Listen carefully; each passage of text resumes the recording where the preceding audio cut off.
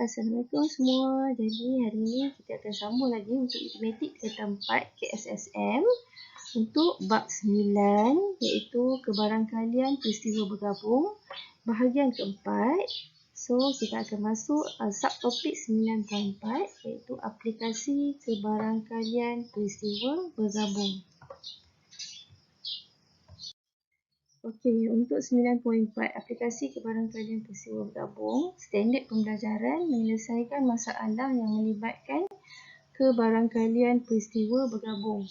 Okey, bagaimanakah anda menyelesaikan masalah yang melibatkan kebarangkalian peristiwa bergabung? Okey, kita tengok contoh 12 daripada buku teks muka surat 262. Okey, jadi sebiji dadu adil dilambung 2 kali berturut-turut. Jika uji kaji ini dijalankan sebanyak 540 kali, berapa kalikah sekurang-kurangnya satu nombor kuasa 2 sempurna akan diperoleh? Okey, maksudnya kamu kena bayangkanlah dia punya uji kaji ni. Maksudnya sebiji dadu adil dilambung 2 kali berturut-turut. Okey, kita tengok dulu dia punya untuk kalau kita sebiji dadu, kita lambung sekali lah kan. So maksudnya kita tahu ruang sampel dia ialah 1, 2, 3, 4, 5, 6. So peristiwa mendapat satu nombor kuasa 2 sempurna. So katakan K lah. Kan? K ni ialah mendapat nombor kuasa 2 sempurna. So kita tahu nombor kuasa 2 sempurna daripada ruang sampel sebiji dadu ialah 1 dan juga 4. Okey, jadi so kita yang pertama sekali kita kena memahami masalah. Okey, peristiwa bergabung tak bersandar. Okey, bermaksud kita imbas kembali apakah peristiwa bergabung tak bersandar. Aku maksud tak bersandar ni contohnya peristiwa A dan peristiwa B tak bersandar kan. Peristiwa yang tak bersandar bermaksud peristiwa A tidak mempengaruhi peristiwa B. Bermaksud kalau kata kita lambung dadu 2 kali, kalau kata kita punya lambungan kali pertama dapat nombor 1, kali kedua pun boleh jadi nombor 1. Jadi bermaksud peristiwa A tidak mempengaruhi peristiwa B. Peristiwa yang pertama tidak mempengaruhi peristiwa yang kedua. Kita boleh dapat nombor yang sama daripada lambungan pertama, dapat nombor yang sama lambungan yang kedua. Okey, nombor kuasa 2 sempurna. Okey, cikgu dah terang tadi iaitu 1 dan 4. Okey, sekurang-kurangnya satu nombor kuasa 2 sempurna bermaksud soalan ni dia nak berapakah kebarangkalian berapa kalikah sekurang-kurangnya satu nombor kuasa 2 sempurna akan diperoleh. Bermaksudnya kita kena cari kebarangkalian je lah nanti. So maksudnya kita nak tahu berapa bilangan sekurang-kurangnya, maksudnya at least satu nombor. Bermaksud kita nak kebarangkalian nanti kita akan cari KK. Bermaksudnya yang pertama, lambungan pertama dan lambungan kedua, dua-dua dapat nombor kuasa 2 sempurna. Yang kedua pula, yang pertama dapat nombor kuasa 2 sempurna, yang kedua lambungan kedua tak dapat nombor kuasa 2 sempurna, ataupun yang pertama tak dapat nombor kuasa 2 sempurna, yang kedua lambungan kedua dapat nombor kuasa 2 sempurna. Okey, itu dia punya soalan sekurang-kurangnya tu. Okey, kita kena merancang strategi. So, kita kena lukis gambar rajah pokok. Yang pertama, kita mesti lukis. Untuk soalan biasanya menyelesaikan masalah ni, biasanya kita kena lukis gambar rajah pokok untuk menggambarkan dia punya uji kaji. Dan kita kena tahu kebarangkalian mendapat nombor kuasa 2 sempurna ialah 2/6. Bermaksud 2/6 ni datangnya daripada ni lah. Kita tahu ruang sampel kita NS ada 6 nombor. Lepas tu NK iaitu peristiwa mendapat nombor kuasa 2 sempurna ada 2 nombor. So 2 lah. So 2/6 ataupun 1/3. So mula-mula kita kena hitung kebarangkalian. Ni lah. PKK maksudnya kebarangkalian Kedua-dua mendapat nombor kuasa 2 sempurna. Kesatuan dengan yang pertama nombor kuasa 2 sempurna, yang kedua bukan. Kesatuan yang pertama tak dapat nombor kuasa 2 sempurna dan yang kedua mendapat nombor kuasa 2 sempurna. Okey, kebarangkalian ni kita akan darab dengan bilangan kali. Berapa kali uji kaji ni dibuat, iaitu 540 kali. So kita akan darab dengan 540 kali. Okey, kita akan sambung selepas ini untuk gambar rajah pokok dan dia punya penyelesaian. Okey, kita sambung untuk melaksanakan strategi, iaitu untuk membuat penyelesaian. Iaitu yang penting dia untuk setiap soalan kamu kena wakilkanlah dia punya peristiwa. Peristiwa apa? So macam ni kita wakilkan huruf K. Huruf K untuk peristiwa mendapat nombor kuasa 2 sempurna. Dan K tanda peristiwa mendapat nombor bukan kuasa 2 sempurna. Okey, lepas tu kita buat lambungan pertama. So lambungan pertama bermaksud kita ada dua kesudahan, iaitu kita mendapat nombor kuasa 2 sempurna dan tidak dapat nombor kuasa 2 sempurna kan. So kita tahu tadi NK iaitu bilangan dia 2 mendapat nombor kuasa 2 sempurna. So PK adalah 2/6 sama dengan 1/3. So bermaksud kebarangkalian mendapat nombor kuasa 2 sempurna ialah 1/3. So pelengkap kepada tidak dapat nombor kuasa 2 sempurna ialah 2/3. Okey, lepas tu sama juga lambungan kedua pun mendapat nombor kuasa 2 sempurna 1/3. So peristiwa mendapat nombor bukan 2 kuasa 2 sempurna 2/3. Okey, sama 1/3 dan sini pun 2/3. So kita nampak kesudahan dia KK. So kita akan cek nanti KK dia punya, kita akan ambil nantilah dia punya kebarangkalian ni. Lepas tu K tanda bermaksud yang pertama dapat nombor kuasa 2 sempurna, yang kedua bukan nombor kuasa 2 sempurna. Bermaksud kita akan ambil. Okey, lepas tu yang ketiga K tanda K. Bermaksud K tanda yang pertama bukan nombor kuasa 2 sempurna, yang ketiga dapat nombor kuasa 2 sempurna. So kita akan ambil juga nanti. So untuk penyelesaian, so kita tulis dulu dia punya kesudahan dia. P KK kesatuan K tanda kesatuan K tanda K. So kita ambil ketiga-tiga kesudahan ni lah. Sebab kita nak sekurang-kurangnya sekali mendapat nombor kuasa 2 sempurna. So kalau macam ni 2 kali, ni sekali dekat sini, sekali. Yang ni tak dapat. Bukan K tanda bermaksudnya dua-dua bukan nombor kuasa 2 sempurna. Okey, lepas tu kamu isikan dia punya kebarangkalian lah. So kalau KK bermaksud 1/3 darab dengan 1/3 tambah dengan K tanda. Maksud 1/3 darab 2/3 masukkan dalam ni. Tambah dengan K tanda K. Bermaksud K tanda 2/3 darab dengan K 1/3. Okey, masukkan. Lepas tu kamu darab dan tambah ketiga-tiga kebarangkalian dan dapatkan dia punya jumlah. So kita akan dapat dia punya kebarangkalian 5/9.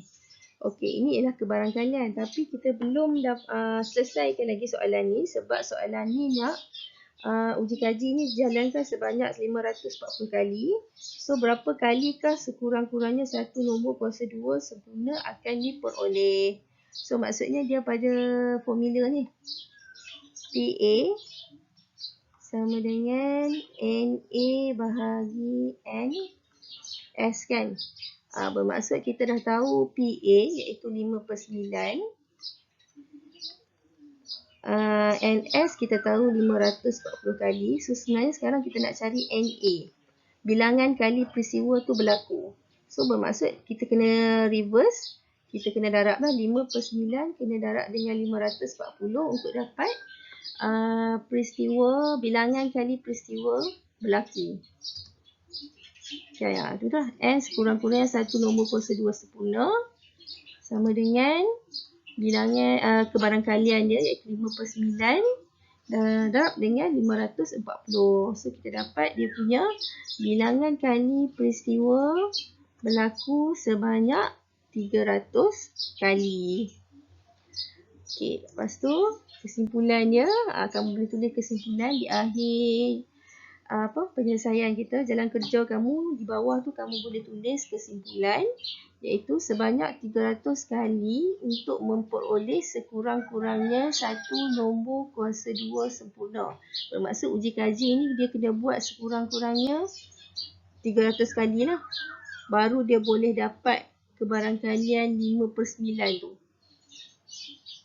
Okey, lepas tu kita juga boleh semak jawapan N sekurang-kurangnya satu nombor kuasa 2 sempurna ni dengan kita ambil 1 tolak dengan 2 per 3 darab 2 per 3 ni bermaksudnya ialah 1 tolak P K tanda K tanda.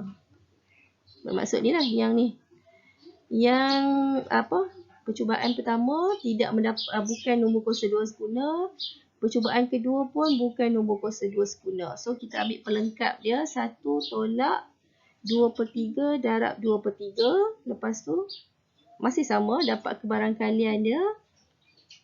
Kan 1 tolak 2 per 3 ni darab 2 per 3. So kamu buat ni dulu.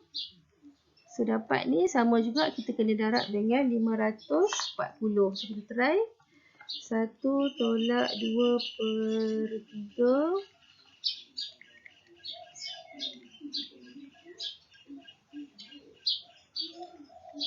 So kita akan dapat sama juga 5 per 9. So 5 per 9 ni kamu darablah dengan 540. Sama juga. Okey, tamat untuk contoh 12. Kita akan sambung lagi dengan contoh 13. Okey, kita sambung lagi dengan contoh 13. Buku teks muka surat 263. Okey, soalannya sebuah kotak mengandungi 7 biji guli merah, 5 biji guli kuning dan 3 biji guli biru. 2 biji guli itu dipilih secara rawak dari kotak satu demi satu. Sekiranya guli pertama berwarna biru, maka guli biru itu akan dipulangkan ke dalam kotak sebelum guli kedua dipilih.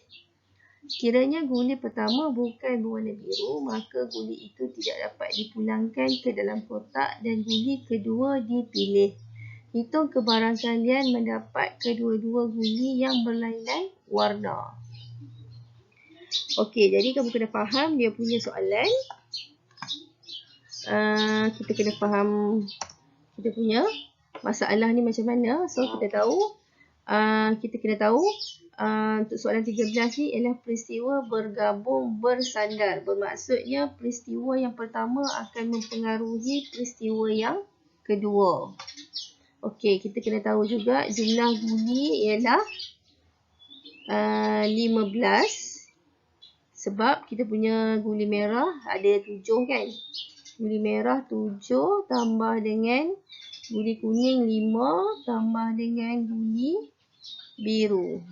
So 7 tambah 5 tambah 3. So kita akan dapat 15. So maksudnya sekarang jumlah guli ialah 15. So kesudahan dia kedua-dua guli berlainan warna. Maksudnya kedua-dua guli berlainan warna kita nak dapat kesudahan pertama tu, guli pertama, guli kedua mestilah berbeza warna. Kita tak nak yang sama warna, maksudnya kita tak nak merah-merah, kuning-kuning dan juga biru-biru. Okey, kesudahan yang sama kita tak nak. Kita nak yang berlainan warna. Okay, lepas tu kamu kena rancang strategi. Macam tadi juga kena lukis gambar rajah pokok. So kita kena hitung P kebarangkalian MK merah kuning, kesatuan merah biru, kesatuan kuning merah, kesatuan kuning biru, kesatuan biru merah, kesatuan biru kuning. Okey, inilah yang pentingnya kita lukis gambar rajah pokok. Kita daripada gambar rajah pokok lah kita akan dapat kesudahannya ni. Okey. So kita akan sambung lagi dengan dia punya penyelesaian. Okey, untuk melaksanakan strategi, kita tahu dia buat uji kaji ni 2 kali lah. So kita cabut guli pertama daripada sebuah kotak kan. So kita tahu ada 3 biji guli. So kita semak balik dia punya bilangan guli tadi. So maksudnya kita ada merah ada 7 biji. Lepas tu kuning ada 5 biji dan biru kita ada 3 biji. So maksudnya ini nanti kita nak buat dia punya kebarangkalian tunggal untuk setiap biji guli lah. So merah bermaksud merah ada 7. So kebarangkalian mendapat guli merah untuk guli pertama mestilah 7 per dengan jumlah semua guli iaitu 7 per 15. Kuning ada 5 biji. So 5 per dengan jumlah guli 15. Biru 3 biji. So 3 per 15. Itu ialah guli pertama. So untuk guli yang kedua, so kalau kita dapat guli pertama merah, tak ada masalah. Bermaksud kita hanya cabut guli yang kedua. Bermaksud kalau kita dapat guli merah ni tak akan dikembalikan lah ke dalam kotak tersebut. So maksudnya dia punya bilangan biji guli tu dah berkurang 1, iaitu tadi 15. So kita tolak 1 tinggal 14. Bermaksudnya bilangan guli merah yang pertama tadi guli merah dah ambil 1. So of course tinggal 6 per dengan jumlah guli sekarang ada 14. Okey, kuning. So ada 5 biji. So 5 per dengan 14. Guli biru 3. So 3 per dengan 14. Okey. Settle untuk guli merah dan guli yang kedua merah, kuning, biru. Lepas tu kita tengok pula guli pertama kuning. Kita tengok untuk guli merah mestilah 7 per dengan masih lagi 14 sebab kalau bukan guli biru iaitu merah dengan kuning dikeluarkan, guli tersebut tidak akan dikembalikan kepada kotak. So bilangan ruang sampel dah berkurang 1. So 7 per 14. Lepas tu kuning pun tadi yang pertama kuning. So kuning dah kurang 1. So 4 per 14. Lepas tu biru 3 per 14. Okey, untuk biru kesudahan yang ketiga ni, kalau kata guli biru dikeluarkan untuk kali pertama, bermaksudnya biru ni akan dikembalikan ke dalam kotak. Bermaksudnya bilangan guli biru tu dia akan masuk balik dalam kotak. So kita punya ruangan sampel ni bilangan guli akan kembali kepada 15 untuk guli yang kedua. Bermaksud guli kedua merah. So 7 per dengan 15. Tak kurang 1 lah sebab kita biru tu dia masuk balik kan. So kuning 5 per 15 dan biru 3 per 15. So 3 biji, masih lagi 3 biji per dengan 15. Okey, lepas tu kita tengok dia punya kesudahan dia. Nampak? M merah-merah, merah-merah, merah kuning. Lepas tu merah biru, kuning merah, kuning kuning, kuning biru, biru merah, biru kuning. Dan kita ada biru, biru. So kita tahu kita punya kesudahannya semua ada 2 darab dengan 3. Semua-semuanya ada 3 darab dengan 3. So, semua ada 9. 9 ruang sampel. 9 kesudahan. Okey, lepas tu kita akan tengok kebarangkalian guli yang berlainan warna. So, kita ambil ni lah. Semua ni. Kebarangkalian merah kuning tambah dengan kebarangkalian merah biru. Tambah kebarangkalian kuning merah. Tambah kebarangkalian kuning biru. Tambah kebarangkalian biru merah. Tambah kebarangkalian biru kuning. So, kita akan ambil kebarangkalian dan darab untuk merah kuning. Contoh dia merah kuning, kamu ambil lah 7/15 darab dengan 5/14.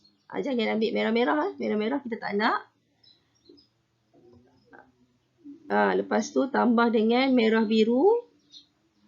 7/15 darab dengan 3/14. Okey. Yang ni. Lepas tu ambil kuning merah. 5/15 darab 7/14. Tambah dengan biru merah. Biru merah. Iaitu 3/15 darab 7/15. Dan terakhir biru kuning. Biru kuning 3/15 darab dengan 5/15. So, pastikan kamu ambil yang berlainan warna sahaja untuk guli pertama dan juga guli yang kedua. So, semuanya ada 6 kesudahan. So, kita jumlahkan ke 6 kesudahan tu kebarangkaliannya. Dan kita akan dapat kebarangkalian untuk guli yang berlainan warna, guli pertama dan guli kedua, iaitu 349/525. Okey. So, kesimpulannya, kebarangkalian mendapat kedua-dua guli yang berlainan warna ialah 349/525. So, kita boleh juga semak jawapan dengan kaedah pelengkap, iaitu P kedua-dua guli berlainan warna sama dengan 1 tolak. Ni kita tolak yang mendapat guli yang sama warna ni. Kan, merah-merah, kuning-kuning, biru-biru. So, kamu ambil yang pelengkap. Bermaksud kita ambil yang merah-merah ni.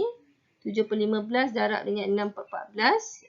Tambah dengan kuning-kuning 5/15 darab dengan 4/14. Tambah dengan biru-biru 3/15 darab dengan 3/15. So, 1 tolak kebarangkalian mendapat guli yang sama warna lah.